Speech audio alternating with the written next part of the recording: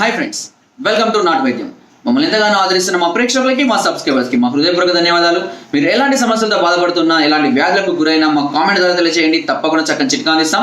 మీ సమస్య తీవ్రమైంది అయితే డాక్టర్ గారి కాంటాక్ట్ నెంబర్ 8328561975 లేదా 9703774744 కాల్ చేసి వారి యొక్క అమూల్యమైన సలహాలని, సూచనలు కూడా మీరు పొందవచ్చు. సో ఫ్రెండ్స్, ఈ రోజు మనం చాలా మంది కూడా నాన్ వెజ్ లో ఎక్కువగా ఇష్టపడుతూ ఉంటారు. ఈ ముఖ్య కారణంగానే చాలా మంది ఎక్కువగా మన దేశంలో ఎక్కువగా నాన్ వెజ్ కి ఎక్కువగా పర్చేస్ చేస్తూ ఉంటారు కూడా.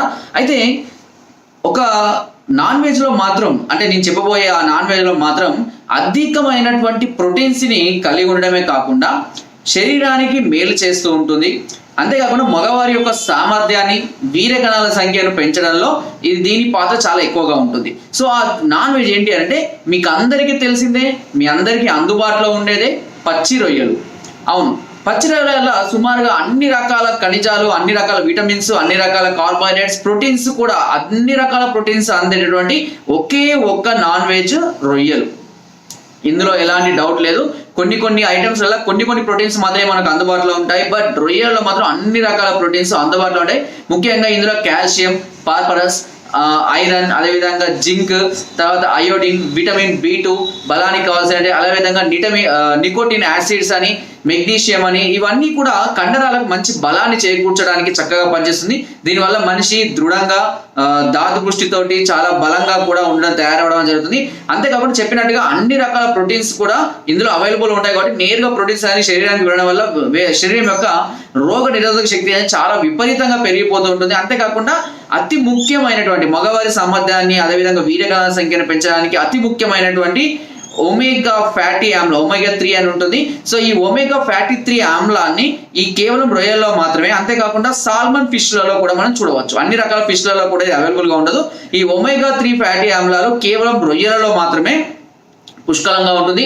కాబట్టి ఇది తిన్న వారిలో ఈ రక్త సామర్థ్యం, అంటే హార్మోన్స్, టెస్టోస్టెరాన్ హార్మోన్స్ పెంచేటువంటి సామర్థ్యం, అదేవిధంగా వీర్యకణాల సంఖ్యను పెంచడానికి కావాల్సినటువంటి సామర్థ్యము, ముఖ్యంగా జింక్, సెలీనియం లాంటి ఎక్కువగా ఈ ప్రోటీన్స్ ఉండడం వల్ల మనకు కావాల్సినటువంటి బలాన్ని వీటి ద్వారా మనం ఈజీగా పొందవచ్చు. సులువుగా జీర్ణమైపోతుంది కూడా ఇది.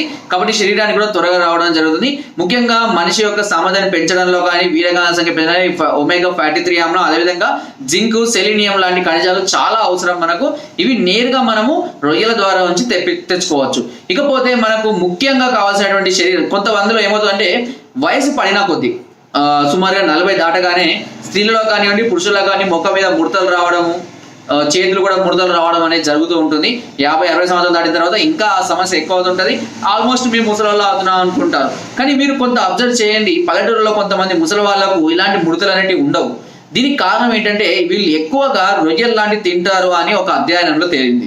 సో ఈ పచ్చి రొయ్యల్ని అధికంగా కనీసం వారానికి ఒకసారైనా, సుమారుగా మీకు చెప్పాలంటే ఒక సంవత్సరంలో మనిషి సుమారుగా ఒక 11 నుంచి 12 కిలోల చేపల్ని, రొయ్యల్ని తినాలి ఆరోగ్యం కోసం. అలా తిన్న వాళ్ళలో ఎలాంటి సమస్యలు కూడా ఉండవని ఒక అధ్యయనంలో తేలింది.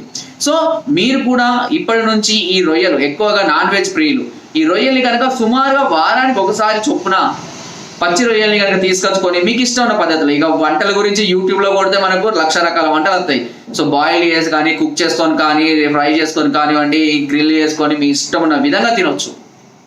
సో నేరుగా ఈ విటమిన్ D అనేది కూడా శరీరానికి, అంటే మనకు సూర్యరశ్మి నుంచి వచ్చేటువంటి విటమిన్ D అయితే ఉంటుందో అది నేరుగా వీటి ద్వారా మనం తీసుకోవచ్చు. దీని ద్వారా శరీరం ముడతలు, ఎందుకంటే చాలా మంది ఎక్కువగా ఎండలో ఉండడానికి ఇష్టపడరు. కొంతమంది చెమటలు కారుతూ ఉంటాయి, కొంతమంది వీక్ అయిపోతారు అని కొంతమంది బయటకు కూడా రారు. సో అలాంటి వారు నేరుగా D విటమిన్ ని ఈ పచ్చి రొయ్యల ద్వారా మనం పొందవచ్చు.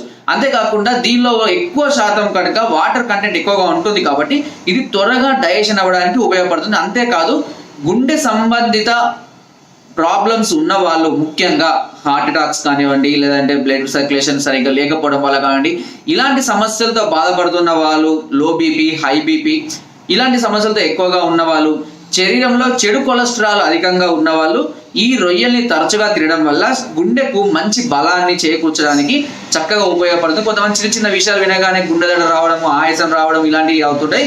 అంతేకాకుండా డైజెషన్ సిస్టమ్ని కూడా ఇది చాలా చక్కగా ఇంప్రూవ్ చేస్తుంది.